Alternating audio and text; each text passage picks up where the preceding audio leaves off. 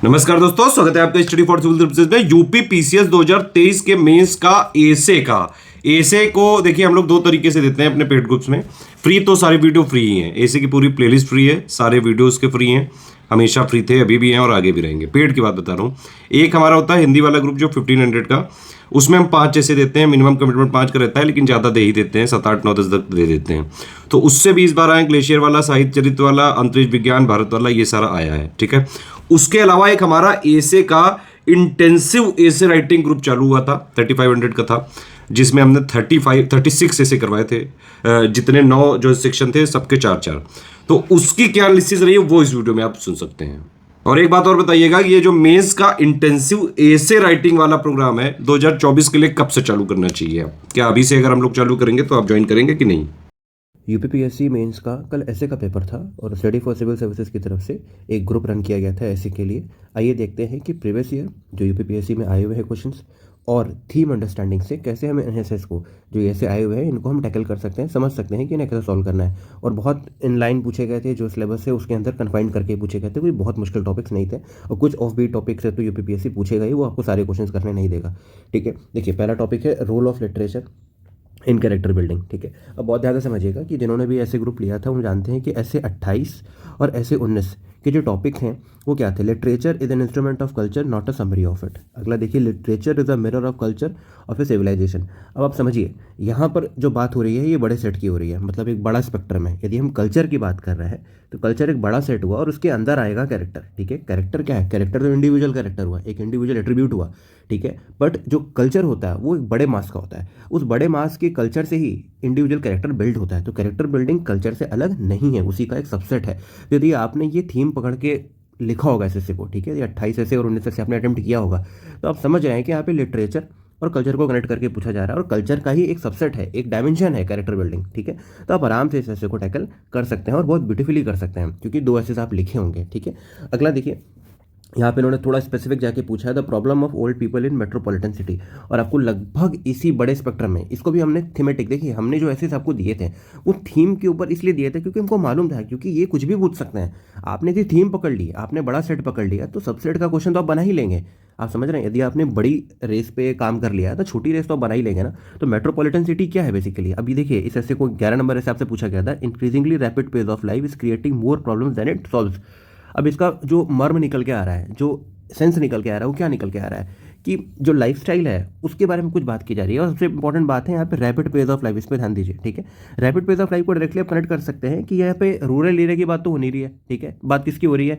Globalisation की बात हो रही है। ठीक है, कि ग्लोबली हम कितना बढ़ रहे हैं, माइग्रेशन की बात हो रही है, जो सेंस आ रहा है वो यही आ रहा है। ठीक है, तो मेट्रोपॉलिटन सिटी आप आराम से इसको लिख सकते हैं। यदि आपने इसको लिखा है the increasingly rapid pace of life is creating more problem than it solves. ठीक है, तो यहाँ पे मैं देख रहा हूँ ना, अब प्रॉब्लम यहाँ पे सारे प्रॉब्लम्स की बात करी जा रही है। आपसे क्या पूछा गया? केवल ओल्ड पीपल के बारे में पूछा गया। तो क्या केवल ओल्ड पीपल को प्रॉब्लम है? नहीं, गर्ल एजुकेशन में भी है। ठीक है, विमेन एम्पावरमेंट में भी है, हर जगह पर है, हर जगह पर है। यदि डोमेस्टिक वायलेंस बढ़ रहा है तो वो विमेंस के साथ है, ओल्ड पीपल के साथ भी है। ठीक है, उन्होंने आपसे एक डायमेंशन पूछ लिया, आपने यदि 4-5 डायमेंशन प्रिपेयर किए होंगे इस टॉपिक पे, ठीक है, तो आप इस ऐसे को आराम से लिख सकते हैं। यदि आपने 11 नंबर से अटेम्प्ट किया है तो इसमें आपको सारे डायमेंशन लिखने को बोला गया था, इन्होंने तो आपसे सिर्फ एक ही पूछा है। ठीक है, आपसे जो क्वेश्चन पूछा गया है वो सिर्फ ओल्ड पीपल के कॉन्टेक्स्ट में पूछा गया, बट उसको आपको यदि फैला के लिखना है, डायमेंशनली लिखना है, तो आपने यदि ऐसे इम्प्रूव लिखा होगा। ठीक है, the increasingly rapid pace of life is creating more problem than it solves, तो आप इस ऐसे को आराम से अटेम्प्ट कर सकते हैं। थीम दोनों की लगभग सेम है, जिसमें माइग्रेशन और ग्लोबल वर्ल्ड यही सब आ रहा है। ठीक है, थर्ड ऐसे बिल्कुल एक्सपेक्टेड लाइंस में है, कुछ बहुत बड़ी बात है नहीं, और ये बिल्कुल मालूम है सबको कि G20 हुआ है, तो G20 पे तो क्वेश्चन पूछा ही जा सकता है, फिर भी आपको और बड़े स्पेक्ट्रम में क्वेश्चन करवाया गया था। ठीक है, देखिए इसमें क्या देखा जा रहा है, यदि हमने G20 आपको दे दिया होता, मान लीजिए G20 ना पूछा जाता कुछ और थोड़े बड़े स्पेक्ट्रम में, तो आप फंस जाते हैं। ठीक है, इसीलिए आपको बड़ा स्पेक्ट्रम बोले तो थोड़ा सा बड़े होराइजन पे आपको ऐसे पूछा गया था, ताकि आप उसको लिख लें तो आप छोटे ऐसे तो लिख ही लेंगे। अब G20 का लीडरशिप पे ऐसे लिखना बहुत आसान है। यदि आपने ये लिखा है कि democracy in its neighbourhood is in India interest, ये बड़ा स्पेक्ट्रम है, ये और बड़े एरिया का क्वेश्चन है। इसी के अंदर G20 भी आ गया। ठीक है, इसी में सार्क भी आ गया। ठीक है, इसी में आपके नेबरिंग कंट्रीज भी आ गया। अगला ऐसे देखिए, can BRICS be an alternative to SAARC.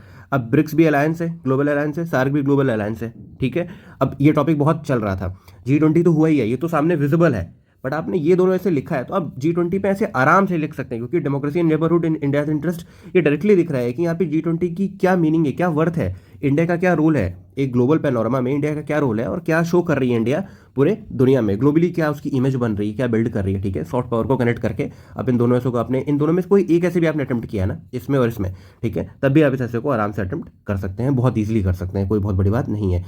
Space science in India, देखिए चंद्रयान हुआ था, ठीक है, तो चंद्रयान की वजह से ये ऐसे बिल्कुल एक्सपेक्टेड लाइंस पर है, आपको भी करवाया गया था India giant leap in global space, आपने ये ऐसे लिखा है, और जिन्होंने भी लिखा था उन्होंने चंद्रयान को ही एक्सप्लेन किया था, आप ये ऐसे आराम से टैकल कर सकते हैं। ठीक है, अगला देखिए, new possibilities in agriculture sector. अब न्यू पॉसिबिलिटीज कोई भी समझिए, ठीक है, पॉसिबिलिटी कहाँ से आती है, पॉसिबिलिटी आती है इनोवेशन से। इनोवेशन कहाँ से आएगा, आपकी नई तरह की कुछ एफर्ट से। ठीक है, नया एफर्ट किस फॉर्म में होता है, स्टार्टअप्स की फॉर्म में होता है, ग्रीन रेवोल्यूशन की फॉर्म में होगा, फूड सिक्योरिटी में आप क्या चीज़ें ला रहे हैं, क्या नई चीज़ें ला रहे हैं। ठीक है, नई पॉसिबिलिटी में सिर्फ गवर्नमेंट स्कीम नहीं होती, नई पॉसिबिलिटी में जो आपका जो प्राइवेट सेक्टर है, ठीक है, यहाँ से क्या आ रहा है, जो नए लड़के हैं, नए लोग हैं, ठीक है, ये क्या वेंचर ले आ रहे हैं, एग्रीकल्चर सेक्टर में कौन कौन से नए इनोवेशंस हो रहे हैं, वो नई पॉसिबिलिटी की बात हो रही है। तो आपने यदि ग्रीन रेवोल्यूशन, फूड सिक्योरिटी को अटेम्प्ट किया है, तब भी इसके डायमेंशन में आप न्यू पॉसिबिलिटी लिखेंगे ही लिखेंगे, 100% लिखेंगे, क्योंकि इसका भी आप सोल्यूशन लिखेंगे ग्रीन रेवोल्यूशन, फूड सिक्योरिटी में, तो आप न्यू पॉसिबिलिटीज देंगे ही देंगे। इंडियन स्टार्टअप को भी लिखेंगे यदि एग्रीकल्चर कॉन्टेक्स्ट में, तो आप पॉसिबिलिटीज में उनमें इनोवेशन देंगे कि लोकल सेक्टर पे,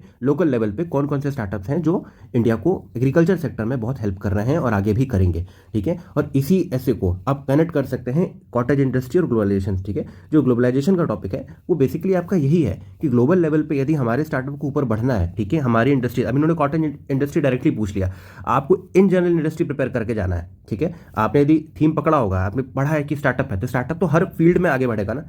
ठीक है, चाहे इलेक्ट्रॉनिक हो, चाहे वो कॉटेज हो, ठीक है, चाहे वो MSME हो, तो हर जगह पे बढ़ेगा, और वो बढ़ेगा तो ग्लोबलाइजेशन को आप कनेक्ट कर सकते हैं। ये दोनों ऐसे आप ऐसे 15 से कनेक्ट कर सकते हैं। आपने ये ऐसे लिखा होगा और बड़े डायमेंशन में लिखा होगा, तो ये स्पेसिफिक ऐसे आप आराम से कर सकते हैं। ये 2019 से टॉपिक चल रहा है, इकोनॉमिक क्राइसिस जो है 2019 से ही चल रहा है श्रीलंका में। ये टॉपिक बहुत ज़्यादा एक्सपेक्टेड लाइन्स पे नहीं है, बट आपने इकोनॉमिक्स यदि पढ़ी होगी बेसिक, तो आप इसको भी डायमेंशनली लिख सकते हैं, कोई बहुत बड़ा ऐसे ये नहीं है। लेकिन हाँ, ये करंट अफेयर में इतना नहीं था।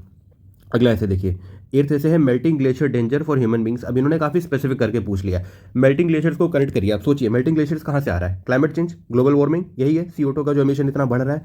अब आप समझिए इसको, आप बहुत ध्यान से देखिए, तो इसमें थीम क्या आ रही है भाई, यही आ रही है ना कि पॉपुलेशन ज़्यादा है, उतने ज़्यादा इन लोग फ्यूल करेंगे, उतना ही CO2 निकलेगी, उतना ही ग्लोबल वार्मिंग होगी, उतना ही ग्लेशियर मेल्ट होगा। कनेक्ट कर पा रहे हैं, ठीक है, इस तरीके से सोचिए। तो आपको एक टॉपिक दिया गया था और ये बहुत प्यारा टॉपिक है, एर्थ ऐसे आपको दिया गया था, hyper globalism, a threat to human prosperity. अब आप ध्यान से देखिए कि ये ऐसे अपने आप इस ऐसे को लेके चल रहा है, melting glacier danger for human beings इसी ऐसे का एक सबसेट है। ठीक है, इसी का एक सबसेट है। इसको यदि आपने इस ऐसे को अटेम्प्ट किया है तो आपको पता है कि यदि हाइपर ग्लोबलिज्म हो रहा है तो वो किन किन तरीकों से थ्रेट है ना। और जब वो थ्रेट आप एक्सप्लेन करेंगे, अलग अलग डायमेंशन देंगे, उनके सोल्यूशन देंगे, तो melting glacier, CO2, global warming, climate change आप डालेंगे ही डालेंगे। ठीक है, तो ये भी एक्सपेक्टेड लाइन्स पे है। अगला ऐसे इन्होंने अभी रिसेंटली ये स्कीम थी न्यूज़ में, तो इन्होंने पूछ लिया। बाकी ये स्कीम आपने ऑलरेडी पढ़ी होगी, क्यों, क्योंकि 2019-20 से ऐसे काफ़ी ज़्यादा ये टॉपिक न्यूज़ में है। अन्नदाता आय संरक्षण अभियान, देखिए फूड सिक्योरिटी हो गया, गर्ल एजुकेशन हो गया, विमेन एम्पावरमेंट हो गया, ये 3 थीम होते हैं जहाँ पे गवर्नमेंट स्कीम पूछी जा सकती है। आपको Sukanya Samriddhi Yojana, futuristic aim fund for the Indian child, ये कहाँ से है, गर्ल एजुकेशन से है। हमने आपको बोला था भाई फूड सिक्योरिटी इंपॉर्टेंट है, गर्ल एजुकेशन इंपॉर्टेंट है, विमेन एम्पावरमेंट इंपॉर्टेंट। आपने यदि एक गवर्नमेंट स्कीम यहाँ से एक ऐसे लिखा हुआ है तो ऑब्वियस सी बात है आप फूड सिक्योरिटी भी प्रिपेयर करेंगे, गर्ल एजुकेशन भी प्रिपेयर करेंगे, विमेन एम्पावरमेंट भी करेंगे। ठीक है, तो ये थोड़ा सा इन्होंने अलग तरीके से पूछ लिया है, क्योंकि ये ऐसे काफ़ी टाइम से है, जैसे का टॉपिक है, ये गवर्नमेंट स्कीम काफ़ी टाइम से है। स्पेसिफिक इतना प्रेडिक्ट कर पाना कि यही ऐसे एक बार पूछ लिया जाएगा, वो तो किसी के बस का नहीं है। UPPSC कुछ तो ऐसा पूछेगी जो आपको लगेगा कि हाँ ये तो बहुत पहले का है, अभी क्यों पूछ लिया। ठीक है, बट फिर भी यदि गवर्नमेंट्स की आपने जितने भी इंपॉर्टेंट लाइन्स पे यदि प्रिपेयर करी होंगी तो आप ऐसे आराम से लिख सकते हैं, फूड सिक्योरिटी से कनेक्ट करके, और भी ऐसे और भी आप ऐसे के टॉपिक को इससे कनेक्ट करके लिख सकते हैं और डायमेंशनली स्ट्रॉन्ग कर सकते हैं। तो इस तरीके से हमने देखा कि यदि आपने ग्रुप लिया होता, ठीक है, और SCS की तरफ से जो ग्रुप था वो कितना प्रोडक्टिव था। हमने थीम पे बहुत फोकस किया था, हमने जो ऐसे बनाए थे वो थीमेटिक बनाए थे, इसलिए ताकि यदि आप उन्हें लिख लेते हैं, उनके डायमेंशंस को समझ लेते हैं, तो आपसे यदि बहुत छोटा स्पेसिफिक टॉपिक पे पूछा जाएगा तो आप वो लिख लेंगे, और आपने डायरेक्टली बहुत आसान टॉपिक्स पे दे दिया होता तो इन टॉपिक्स पे लिख पाना बहुत चैलेंजिंग हो जाता है। ठीक है, तो आप इसको देखिए, समझिए, और जो भी लोग 24 के लिए प्रिपेयर कर रहे हैं वो इनसे आइडिया लगाइए कि PYQ बहुत इंपॉर्टेंट है, थीम अंडरस्टैंडिंग बहुत इंपॉर्टेंट है। आप फॉर्डर मटेरियल को रखिए, करंट अफेयर रखिए, लेकिन स्टैटिक बैकिंग होनी बहुत इंपॉर्टेंट है। स्टैटिक आपका प्रिपेयर है, उस पर आप करंट अफेयर का एड ऑन कर लीजिए, उस पर आप डायमेंशनली इसको लिखिए अलग अलग डायमेंशन में, और एक फ्लो मेंटेन करिए, एक रिदम मेंटेन करिए।